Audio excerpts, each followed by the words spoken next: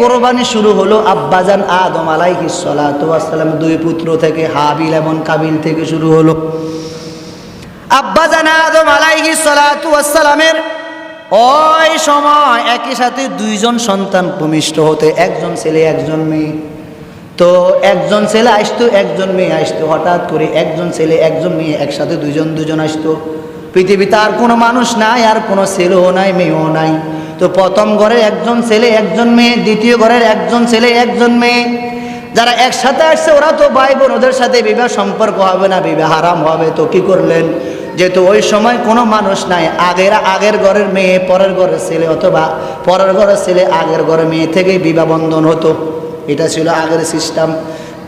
আগের ঘরের ভাই পরের ঘরের বোন, পরের ঘরের ভাই আগের ঘরের বোন, এইভাবে বিবাহ বন্ধনে আবদ্ধ হতো। হঠাৎ করে একজন মেয়ে ছিল আকলিমা, অনেক সৌন্দর্য ছিল। হাবিল এবং কাবিল দুইজন ভাই ছিল, দুইজনের মধ্যে গন্ডগোল সৃষ্টি হলে আকলিমাকে বিবাহ করা নিয়ে। আকলিমা অনেক সুন্দর ছিল।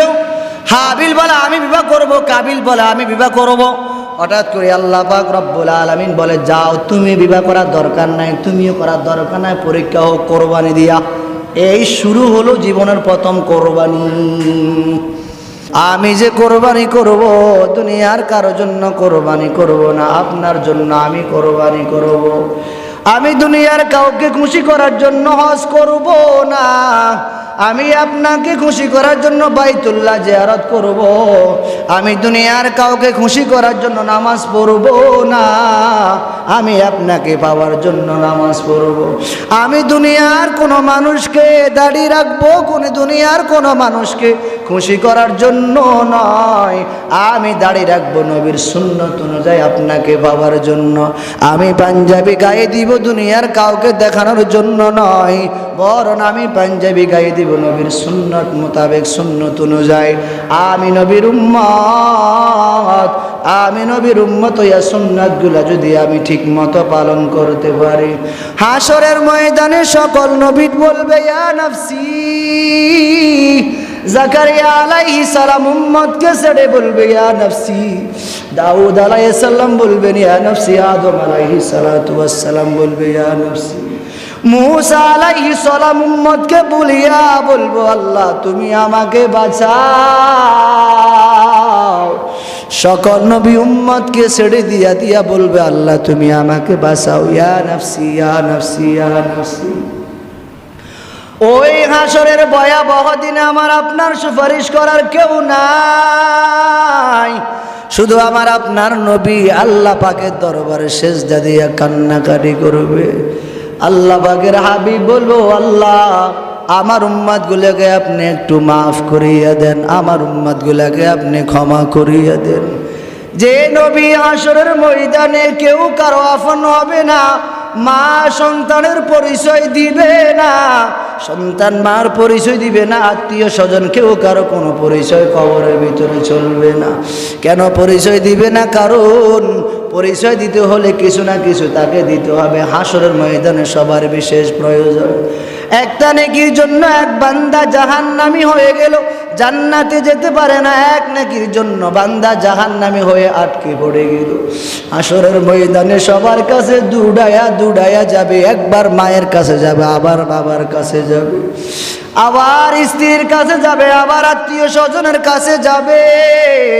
যাওয়ার পর বলবে আমি একটা নেকির জন্য আটকে পড়ে গেলাম, যদি একটা নেকি দাও আমি জান্নাতে যাওয়ার সুযোগ হবে। হাসরবাসী বলবে আমি তোমাকে চিনি না, আমার কোনো আত্মীয় নাই, যাও আমার বিশেষ প্রয়োজন, আমিও তো আটকে গেলাম, নামাজ কালাম আদায় করলাম না, দুনিয়াতে ভালো ভালো কাজগুলি আমি করলাম না। ও বাবা যান, হাতে পায়ে হাত রাইখা বলে একটু আপনি আপনাকে একটু পরিবর্তন করেন না বাবা, আমি তো দায়িত্ব পালন করি, ওমা আলাইনা ইল্লাল বালাগ। আমি তো বলার প্রয়োজন মনে করে আপনাকে তো আমি বলি ওমা আলাইনা ইল্লাল বালাগ। নবী বলেন বাল্লিগু আন্নি ওয়ালাউ আয়া। রহমতের নবী জানাইয়া দেন আমার পক্ষ হইতে একটি বাণী হইল পৌঁছায়া দাও। ওই সুবাদে আমি আপনাদেরকে বলি বাবা, এই যে কোরবানির সময়টুকু আসলো, কোরবানি করার চেষ্টা করবেন। ছাগলের বয়স, বেড়া দুম্বার বয়স কমপক্ষে 1 বছর হতে হবে। গরুর বয়স 2 বছর, উটের বয়স হবে কমপক্ষে 5 বছর হবে। ভালো করে দেখি গরু নেবেন যাতে করে কোনো এলোমেলো না হয়, লেজ কাটা, কান নাই, চোখে দেখে না, হাঁটতে পারে না, অসুবিধা বিভিন্ন জায়গায়, এই সকল গরু নেবেন না। আবার অনেকে দাঁত দেখি কোরবানির গরু নিয়ন্ত্রণ করে, এটাও ঠিক না, কারণ দাঁতের সাথে কোরবানির গরুর সাথে কোনো সম্পর্ক নাই। বরং দাঁতের সাথে সম্পর্ক না, বরং হলো বয়সের সাথে সম্পর্ক। অনেক ছাগল দেখা যায় একবারে রুষ্টপুষ্ট, কিন্তু বয়স 1 বছর নয়। যদি ওই ছাগলের বয়স 6 মাস হয়, দেখতে 1 বছরের বাচ্চার মতো লাগে, রুষ্টপুষ্ট আছে, একটু চোখে ধরা যায়, ওই ছাগল দিয়েও কোরবানি করা যাবে, কোনো সমস্যা নাই। তবে গরুর বিষয়গুলো একটু ভালো করে খেয়াল করবেন। অনেক গরুর বিভিন্ন রোগ থাকতে পারে, এলোমেলো হয়, কারণ আজকে যারা ব্যবসা বাণিজ্য করে এরা সঠিক কথা বলে না। ওমর ফারুক রাদিয়াল্লাহু তাআলা আনহুর জামানায় উনি যখন শাসন করতেন, হঠাৎ করে একদিন বাজারে চলে গেল। বাজারে চলে যাওয়ার পর দেখেন মানুষ বাদাম বিক্রি করে। বাদাম বিক্রি করার সময় উপরে দিল একবারে ভালো ভালো বাদামগুলা, নিচে দিল একবারে নষ্ট বাদামগুলা। হযরত ওমর ফারুক রাদিয়াল্লাহু তাআলা আনহু ওই বাদামের বস্তার ভিতরে হাত ঢুকাই দিল। হাত ঢুকাই দেওয়ার পর নিচ থেকে যখন নাকি বাদাম নিয়ে আসলো, বলে এই বাদাম আর এই বাজারে বিক্রি করা যাবে না, কারণ সাবধান, আমি হলাম রাষ্ট্রপতি, এরকম চালাকি আর দুনিয়াতে চলবে না, সাবধান কাজ করবা, এলোমেলো করবা না। এই জন্য আরব আমিরাতে যদি ওরা যা কিছু করে না কেন, আরব আমিরাতে ওরা মিথ্যা কথা বলে না, 2 নম্বরে কাজ ওরা করে না, ওরা তরু তাজাগুলি খানা খায়, ওরা এলোমেলো কোনো খানা খায় না। আরব আমিরাতে এগুলি একবারে কঠোরতা বেশি।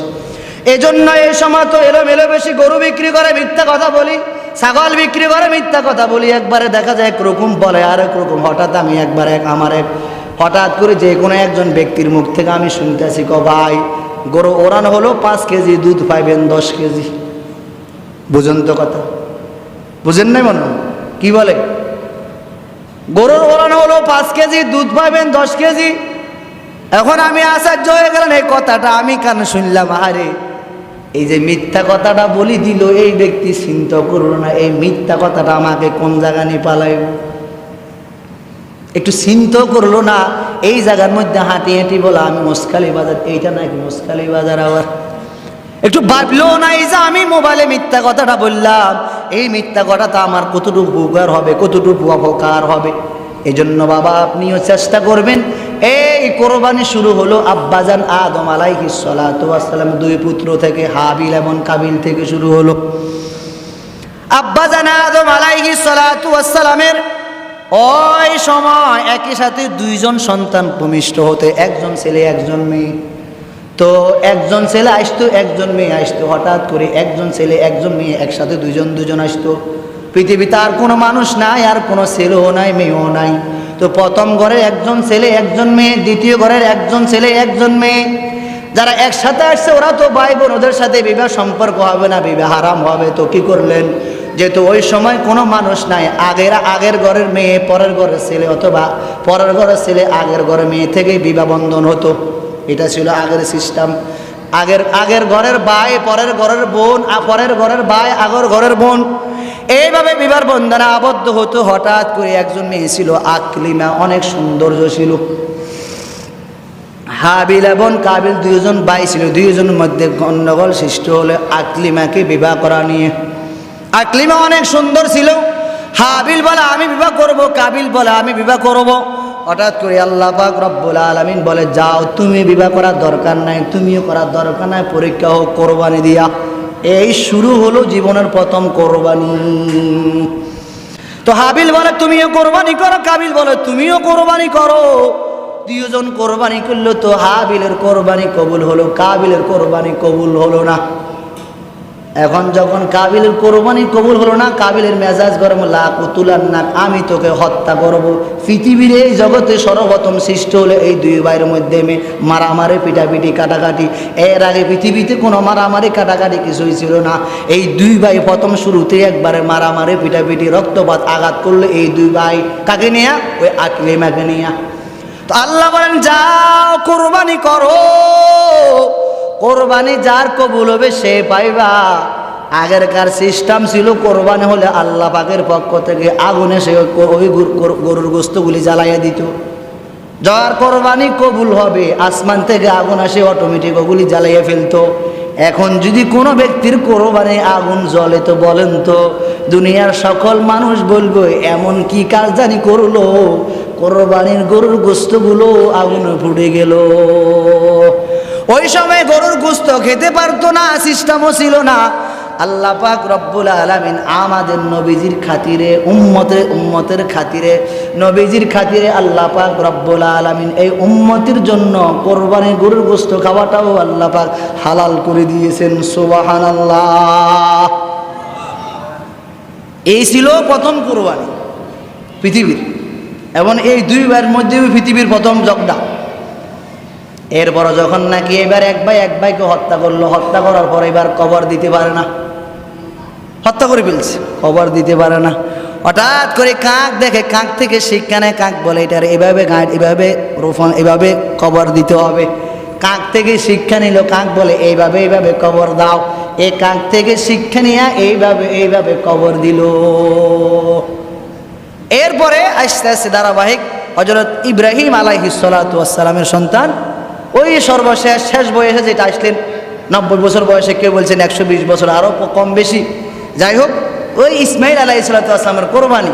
এরপর আস্তে আস্তে ধারাবাহিক আজও পর্যন্ত কোরবানির পথা জারি আছেন, চালু আছেন।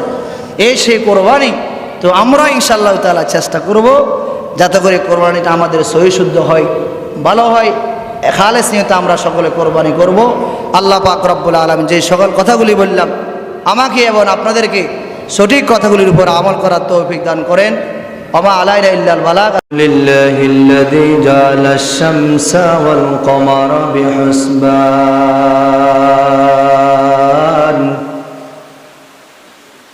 ওয়ান নাজমা ওয়াশ শাজারা ইয়াসজুদান وفضل زمانا على زمان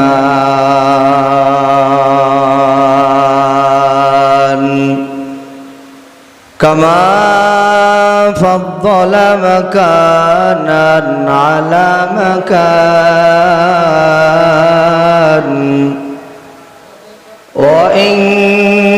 وإنسانا على إنسان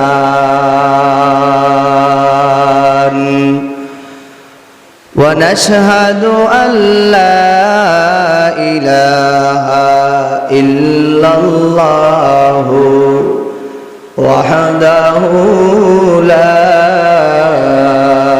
شريك له لا ضد له ولا ند له ولا مثل له ونشهد أن سيدنا وسندنا وحبيب ربنا وطبيبنا وطبيب قلوبنا ومولانا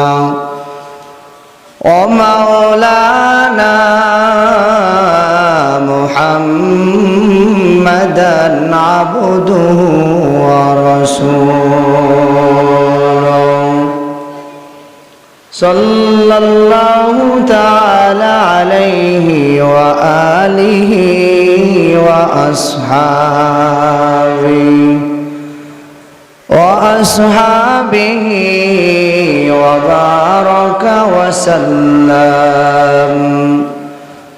وبارك وسلم تسليما كثيرا أما بعد فأعوذ بالله من الشيطان الرجيم بسم الله الرحمن الرحيم فصل لربك وانحر إن الله وملائكته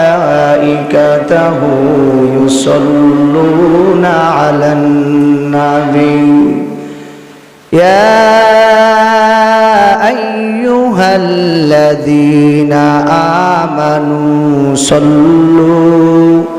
صلوا عليه وسلموا تسليما صلى الله على سيدنا محمد وآله وأصحابه وبارك وسلم درفشانی نے طریقت روکو دریا کر دیا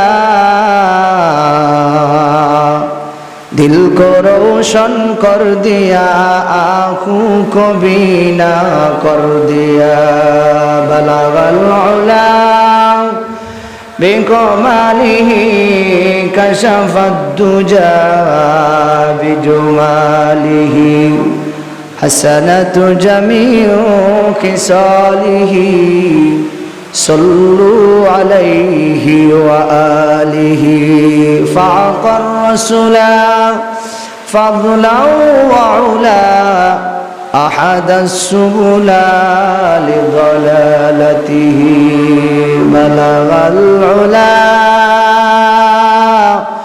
بكماله كشف الدجى بجماله حسنة جميع خصاله صلوا عليه وآله الحمد لله আল্লাহ তাআলা দরবারে লাখো কোটি শুকরিয়া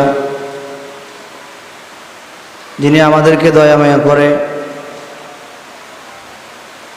বিভিন্ন কাজ থেকে অবসর করে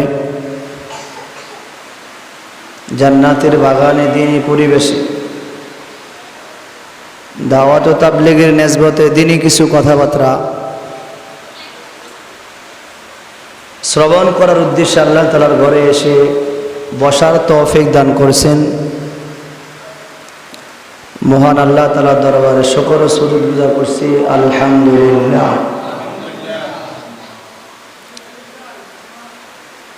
আমরা আজ কথা শুনবো কোরবানি ইতিহাস। কোরবানিটা কই থেকে শুরু হলো, কোরবানিটা কে করল? আমরা সে কোরবানির মূল ইতিহাস ইনশাআল্লাহ তাআলা সময়ের সাথে ম্যাচিং করে যতটুকু পারি আমরা আলোচনা করবো, বাকি আলোচনা পরের জমা হবে ইনশাআল্লাহ। মানব জাতির দুনিয়ার চলার জন্য আল্লাহ তাআলা সুন্দর কতগুলি নিয়ম কানুন দিয়েছে। আবার এই কথাটাও বলা হয়েছে যে মানুষ এই পথে চললে তোমার জন্য সফলতা, এই পথে চললে তোমার জন্য বিফলতা। আল্লাহ তাআলা মানব জাতি সৃষ্টি করার পর মা খালাকাতুল জিন্না ওয়াল ইনসা ইল্লা লিয়াবুদুন। আল্লাহ পাক রব্বুল আলামিন বলেন, এ মানব জাতি, আমি আল্লাহ পাক রব্বুল আলামিন তোমাদেরকে সৃষ্টি করেছি আমার ইবাদত করবা। আমি আল্লাহ পাক রব্বুল আলামিন এই জন্য দুনিয়াতে সৃষ্টি করেছি। এখন তুমি যদি বলো না আমি আপনার গোলামি করব না, কোনো অসুবিধা নাই, কবর যাওয়ার পর তোমার আমার হিসাব নিকাশ আরম্ভ হবে।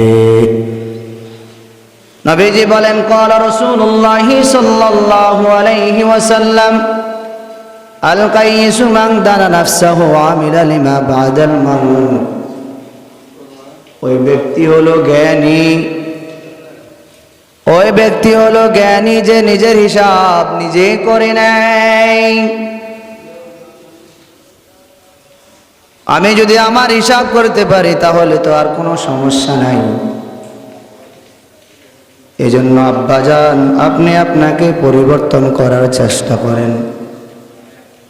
5 বেলার নামাজ আল্লাহ তাআলা দিয়েছেন, 5 বেলার নামাজ পড়ার চেষ্টা করেন। আল্লাহ পাক আবার আপনার সুবিধার্থে মাঝে মাঝে রোজা দিয়েছেন, রোজাগুলি রাখার আপনি চেষ্টা করেন। এরপরে বান্দার সুবিধার জন্য আবার হজ দিয়েছেন, তুমি যদি পারো বাবা হজ করার চেষ্টা করো। এরপর আল্লাহ পাক রব্বুল আলামিন বান্দার সুবিধার্থে আবার কোরবানি, যদিও এক সময় কোরবানি গোশত খাওয়া যেত না, মুহাম্মাদুর রাসূলুল্লাহ সাল্লাল্লাহু আলাইহি ওয়াসাল্লামের উম্মতের খাতিরে আল্লাহ পাক রব্বুল আলামিন গোশত খাওয়ার ব্যবস্থা করে দিলেন। আল্লাহ তাআলা বলেন, লা ইয়ানালাল্লাহু লুহুমুহা ওয়ালা দিমাউহা ওয়ালাকিন ইয়ানালুহুত তাকওয়া মিনকুম। আল্লাহ পাক রব্বুল আলামিন কোরআনে হাকিমের মধ্যে বলেন, মানুষ এই যে তুমি কোরবানি করবা, আমার কোরবানিকৃত গরুর গোশত, রক্ত, মাংস আমি আল্লাহ পাকের কাছে কিছু পুঁছবে না, কিছুর দরকার হয় না। তুমি যে কোরবানি করো কার জন্য আমি আল্লাহ পাক দেখতে চাই তোমার দিলের তামান্না, তোমার অন্তরে কি চাই, কেন কোরবানি করো, কার জন্য কোরবানি করবা, কেন কোরবানি করবা। আল্লাহ পাক ভিন্ন জায়গায় বলেন, ফাসাল্লি লিরাব্বিকা ওয়ানহার। এই নবী আপনি আপনার উম্মতদেরকে জানায়া দেন, আগে নামাজ পড়ো তারপর কোরবানি করো। ফাসাল্লি লিরাব্বিকা ওয়ানহার, আগে নামাজ পড়ো তারপরে কোরবানি করো। আগে নামাজ তারপরে কাজ।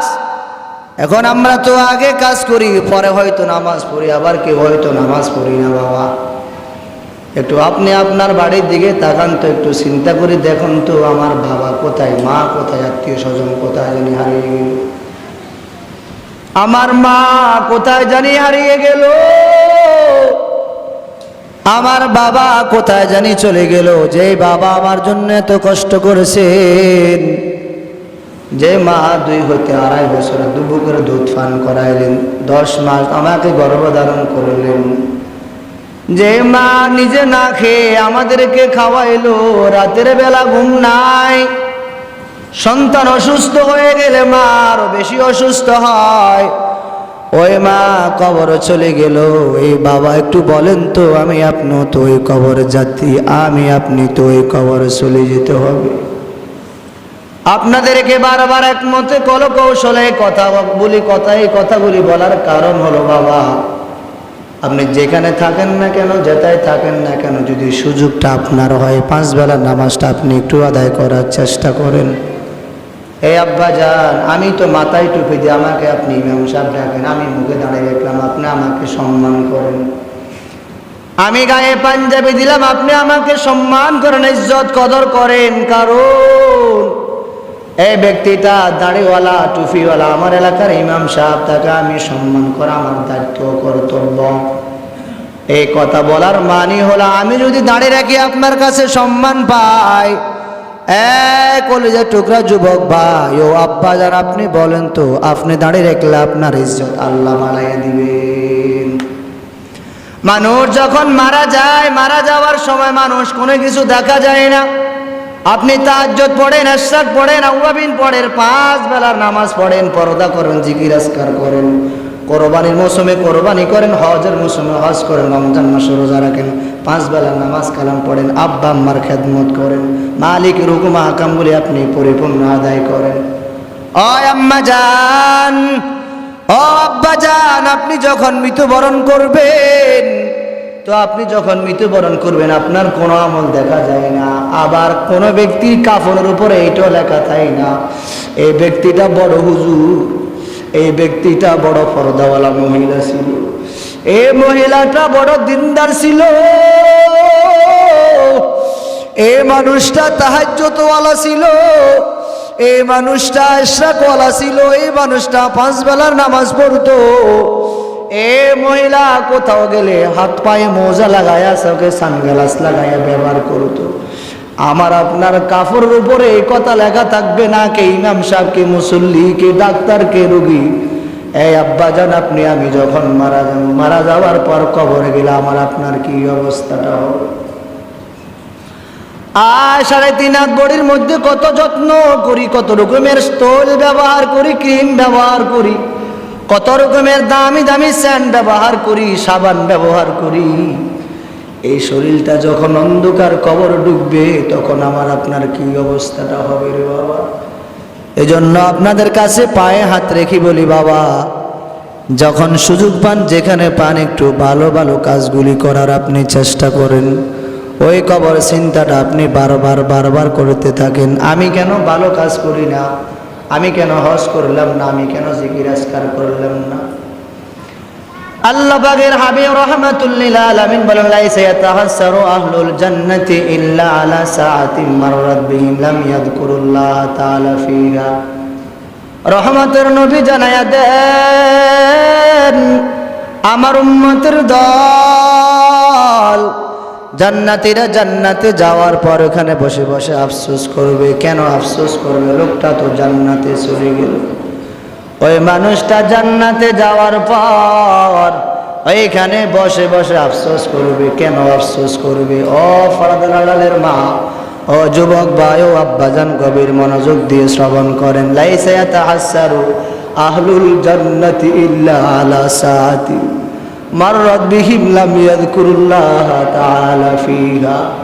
জান্নাতীরা জান্নাতে যাওয়ার পর দুনিয়ার কোনো জিনিসের জন্য আফসোস করবে না, মেয়ের জন্য আফসোস করবে না, গাড়ির জন্য আক্ষেপ করবে না, বাড়ির জন্য মায়া করবে না, স্ত্রীর জন্য কান্নাকাটি করবে না। আমার 10 কোটা জমি ছিল, আমি অনেক টাকার মালিক ছিলাম, অনেক ব্যাংক ব্যালেন্সের মালিক ছিলাম, অনেক জায়গা জমিনের মালিক ছিলাম। ওই জিনিসের জন্য আফসোস করবে না, আক্ষেপও করবে না। আমার বাড়িতে অনেক জায়গা জমিন, আমি অনেক টাকার মালিক। ওই ব্যক্তিটা কবরে যাওয়ার পর, জান্নাতে যাওয়ার পর ওই টাকার জন্য আফসোস করবে না, মায়া করবে না, সন্তানের জন্য কান্নাকাটি করবে না, দুনিয়ার কোনো জিনিসের জন্য কান্নাকাটি করবে না। কেন কান্নাকাটি করবে? কি জন্য আফসোস করবে? রহমতের নবী জানায়া দেন, ওই ব্যক্তিটা জান্নাতে যাওয়ার পর জান্নাতে গিয়ে বসে বসে আফসোস করবে, আমি কেন দুনিয়াতে আল্লাহ বললাম না, আমি কেন সময় থাকতো নামাজ পড়লাম না, আমি কেন কোরবানি উপযুক্ত হওয়ার পর কোরবানি করলাম না, আমি কেন হজের উপযুক্ত হওয়ার পর আমি কেন হজ করলাম না, আজান দিল আমি আজান শুনিয়ে কেন মসজিদে আসলাম না, আমি আজান দিল আজ নামাজের সময় হলো আমি কেন নামাজটা পড়লাম না। এই যে আমি এক বাড়িতে গিয়ে গল্প করতে করতে আমার নামাজের সময় চলে গেল, এই যে আমি নামাজ পড়লাম না। রহমতের নবী বলেন, মিফতাহুল জান্নাতি সালাহ। এই আমার উম্মতের দল, নামাজ বেহেশতের চাবি। উম্মত বল, তুই কবে নামাজ আবার শুরু করবি রে বাবা? ওই কবরে যাওয়ার পর যখন আমাকে আপনাকে প্রশ্ন করা হবে, বল তোমার রব কে, তোমার ধর্ম কি, তোমার নবী কে ছিলেন, যখন প্রশ্ন করা হবে, আল্লাহর বান্দা যদি দুনিয়াতে মালিকের হুকুম আহকাম পরিপূর্ণ মানিয়া থাকে, আল্লাহর গোলামি ঠিক মতো করিয়া থাকে, ওই গোলামের মুখ থেকে অটোমেটিক বের হবে, আমার রব আমার আল্লাহ, আমার দিন ছিল ইসলাম, আমার নবী ছিল রহমাতুল লিল আলামিন মুহাম্মাদুর রাসূলুল্লাহ সাল্লাল্লাহু আলাইহি ওয়াসাল্লাম। জান্নাতে গিয়ে আফসোস করবে, আল্লাহ আমি কেন আজান দেওয়ার পর মসজিদে গিয়ে নামাজ আদায় করলাম না, আমি কেন ফজর আজান শুনিয়া মুয়াজ্জিন সাহেব মসজিদ থেকে বলে আসসালাতু খায়রুম মিনান নাওম, ও মানুষ ঘুম হইতে নামাজ ভালো, নামাজ আদায় করি নাও, ফজরের নামাজ আদায় করবা, দিনের ভিতরে আল্লাহ পাক শান্তি দান করব, নামাজ দিয়া দিন শুরু করবা, যত কামাই করবা, যত কিছু করবা, তোমার সব কাজের ভিতরে আল্লাহ তাআলা বরকত দিয়া দিবেন। আজ তো আমরা টাকার জন্য পাগল হলাম, আমরা ইনকামের জন্য পাগল হলাম, টাকা করে করে করে করে সব কিছু হারাইয়া ফেললাম। আসলে যিনি টাকা দিবেন, যিনি আমার কামার রুজির ভিতরে বরকত দিবেন, যিনি আমার ঘরের ভিতরে শান্তি দিবেন, যিনি আমার স্ত্রীর ভিতরে মিল মোহাব্বত বাড়ায় দিবেন, যিনি আমার পরিবারের ভিতরে শান্তি দান করবেন, আমি যদি ওই মালিককে বলতাম, আল্লাহ আপনি আমার পরিবারের ভিতরে শান্তি দান করেন, আপনি আমার কামার রুজির ভিতরে শান্তি দান করেন,